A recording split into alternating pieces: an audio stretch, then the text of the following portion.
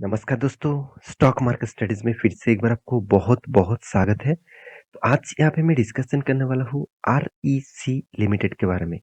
तो REC limited जो है, वो देखा जाए तो एक फाइनेंशियल कंपनी है और वो भी एक गवर्नमेंट फाइनेंशियल कंपनी। इसका मतलब इसको आप पीएसयू कंपनी भी बोल सकते हैं। तो जितने सारे गवर्नमेंट कंपनी है, उनके साथ कंपेयर किया जाए तो आरईसी जो है वो इसी टाइम सबसे ज़्यादा अच्छा खासा परफॉर्मेंस कर रहा है, क्योंकि पिछले दिनों में ही और आज के दिन देखा जाए तो कंपनी 52 वीक हाई भी ब्रेक कर चुके हैं।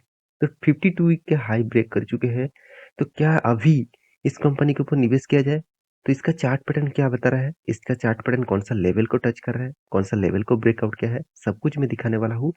साथ ही साथ कंपनी का फंडामेंटल फाइनेंशियल डिटेल्स भी दिखाऊंगा, तो वीडियो को लास्ट तक देखना और अभी तक आपने इस चैनल को सब्सक्राइब नहीं किया तो जरूर कर लेना। तो चलो देख लेते हैं आज के स्टॉक के बारे में। सबसे पहले मैं एनएससी के वेबसाइट के ऊपर जाऊं तो आप देख सकते हैं निफ्टी मिड कैप 50। देखिए निफ्टी में कितने सारे इंडाइसेस है, जैसे निफ्टी 50 है, निफ्टी नेक्स्ट 50 है, निफ्टी मिड कैप 50 है, निफ्टी मिड कैप 150 है, small cap 50, small cap 250 and mid cap 400। इस तरीके से अलग अलग कैटेगरीज है। तो आज मैं जिस कैटेगरीज के ऊपर इसको दिखाऊंगा वो है निफ्टी मिड कैप 50 के अंदर है।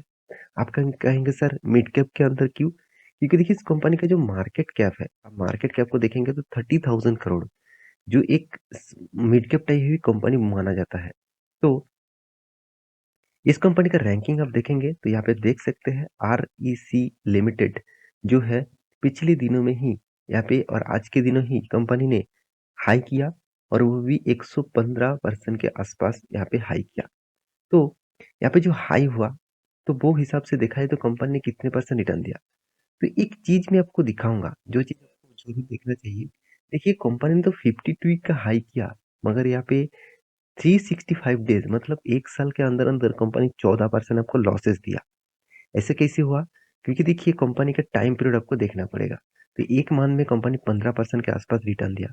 तो ध्यान से इस चीज को देखेंगे, इस चीज के ऊपर क्लिक करेंगे, मतलब इस कंपनी के ऊपर आप डेटा देखेंगे तो आपको कुछ इस तरीके से दिखेगा। अब ध्यान से इस चीज को देखना। 9 दिसंबर 2020 में इसका हाई हुआ, मतलब कुछ दिनों पहले ही हाई हुआ। और फिर और यहाँ पे देखिए 20 जून में कंपनी ने लो किया था 82। इसका मतलब एक साल के अंदर अंदर कंपनी ने तो 52 वीक का हाई अचीव किया, मगर एक साल के डेटा के हिसाब से कंपनी ने लॉसेस दिया। मतलब आज से इस दिसंबर मंथ से पिछले दिसंबर के कैलकुलेट करूँ तो कंपनी ने लॉसेस दिया 14-15% के आसपास। तो कंपनी ने किस तरीके से डिलीवरी उठाया जा रहा है वो भी देख लीजिए। 38% के आसपास डिलीवरी उठाया जा रहा है। तो क्या प्रीवियस डेटा क्या बता रहा है कि कंटिन्यूअसली डिलीवरी का ठीक ठाक उठ रहा है? चलो वो भी मैं आपको दिखा देता हूँ। तो ध्यान से इस चीज को देखना, जो कंटिन्यूअसली जो डे है उस हिसाब से देखा जाए तो कंपनी का जो डिलीवरी है सिर्फ 21 तारीख को, दिसंबर 21 तारीख को 60% के आसपास डिलीवरी देखने को मिला था। बाकी जो डिलीवरी लेवल है वो एक एवरेज है, फिर भी 40 to 50% के ऊपर डिलीवरी हमेशा आपको देखने को मिला है। तो एक अच्छी सिंबल्स है, क्योंकि इस तरीके से डिलीवरी तब उठाए जाते हैं जब सिर्फ रिटेल पब्लिक नहीं, इंस्टीट्यूशन भी पार्टिसिपेट करते हैं। तो मेरे हिसाब से इस कंपनी के ऊपर इंस्टीट्यूशन भी माल उठा रहा है। आप कहेंगे सर कंपनी का तो हालत उतना खास नहीं है, मगर मतलब कंपनी बहुत छोटा है। साथ ही साथ कंपनी का रिटर्न के हिसाब से देखा है तो कुछ भी रिटर्न नहीं मिला। क्या फिर भी इंस्टीट्यूशन इसके ऊपर माल उठा रहा है, और वो भी किसके कारण?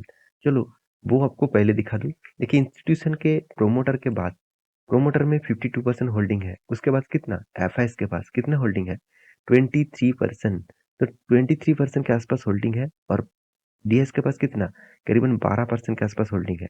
पब्लिक के पास कितना, 11.5-12% के आसपास होल्डिंग है।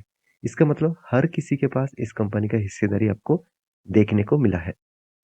तो मेरे हिसाब से यहाँ पे जो हिस्सेदारी है वो बहुत स्ट्रॉन्ग हिस्सेदारी देखने को मिला, और मेरे हिसाब से स्ट्रॉन्ग हिस्सेदारी के कारण एक ही है, वो है कंपनी के डिविडेंड। तो कंपनी का डिविडेंड यील्ड कितना है? 10 है। 10% के आसपास कंपनी का डिविडेंड यील्ड है। तो मैं आपको डिविडेंड यील्ड किस तरीके से कैलकुलेट किया जाता है वो मैं आपको पहले भी दिखा चुका हूँ।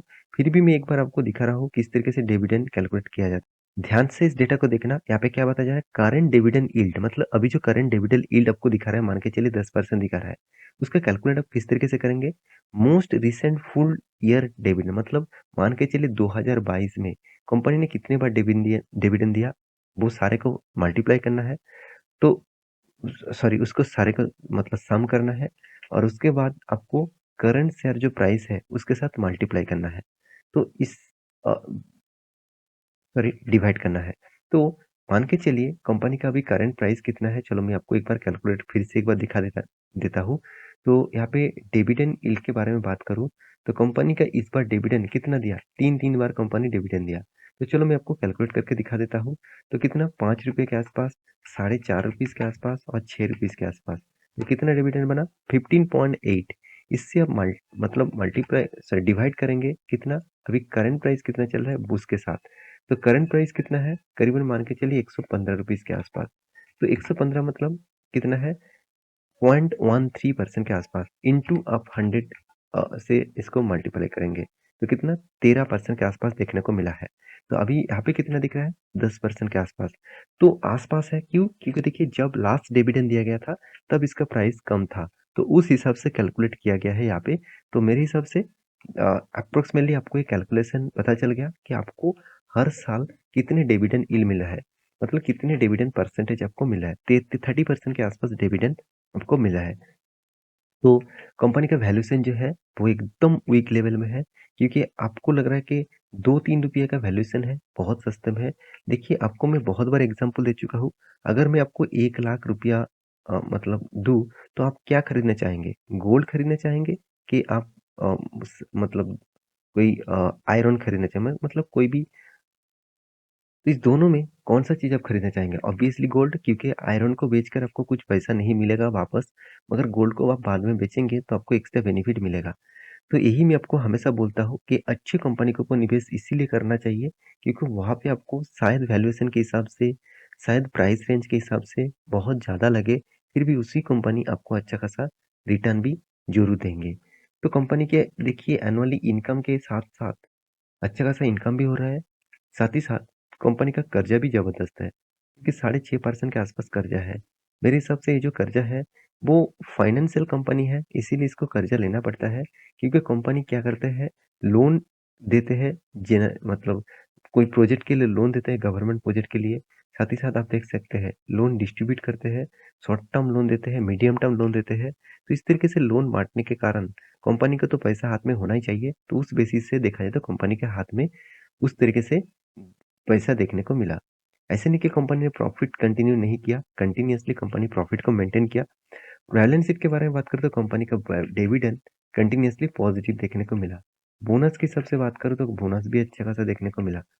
अभी चार्ट पैटर्न आपको दिखा दूँ, देखिए जो चीज़ मैं आपको दिखाने वाला था, आपको लग रहा है कि कंपनी 52 वीक के हाई अचीव किया, इसका मतलब हाई को ब्रेक किया, ऐसे बिल्कुल भी नहीं।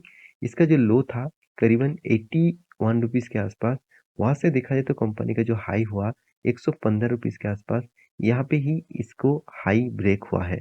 52 वीक का हाई यहाँ पे ही देखने को मिला है। इसका मतलब ये नहीं कि जो 1 साल का जो डेटा है, 1 साल का डेटा बता रहा है कि 126 को मतलब क्रॉस करता तो ही इसका मतलब प्रीवियस जो हाई डेटा था उसको ब्रेक करता, मगर वो डेटा तो ब्रेक नहीं हुआ। तो मेरे हिसाब से इस कंपनी का चार्ट पैटर्न आप देखेंगे, जब से स्टार्ट हुआ तब से लेकर एक ही रेंज के अंदर कंपनी ट्रेड कर रहा है, ना ऊपर जा रहा है ना नीचे आ रहा है। तो इस तरीके से कंपनी इसके ऊपर निवेशक प्रोमोटर के बाद एफआईएस और डीएस ने क्यों किया, क्योंकि उसको रिटर्न नहीं चाहिए, उसको अच्छा खासा डिविडेंड चाहिए और उसका कुछ पैसा सेफ जोन में पड़ा रहे, इसीलिए वो इस तरीके से कंपनी को ढूंढ कर निवेश कर देते हैं। तो आपका क्या राय है, मुझे जरूर कमेंट करना, और इस वीडियो कैसा लगा जरूर कमेंट करना। मिलते हैं नेक्स्ट वीडियो में, तब तक के लिए अच्छे से रहिए, अपने ख्याल रखिए, बाय बाय।